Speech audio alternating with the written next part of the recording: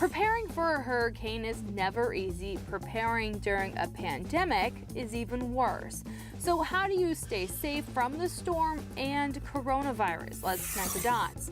First things first, this may not be your first rodeo, but this one will definitely be different. Evacuation routes, evacuation zones, and shelter sites are all being reevaluated thanks to the pandemic. So don't assume information will be the same as in years past. Check now to find out what has changed.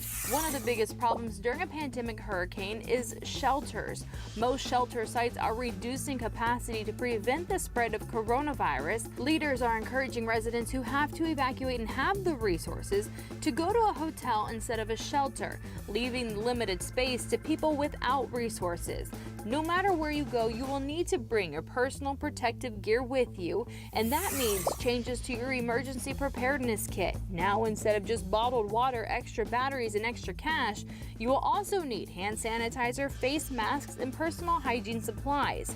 For ease of mind, you may want to pack some cleaning supplies in case of evacuation. This is expected to be a busy hurricane season, so preparing now could really pay off.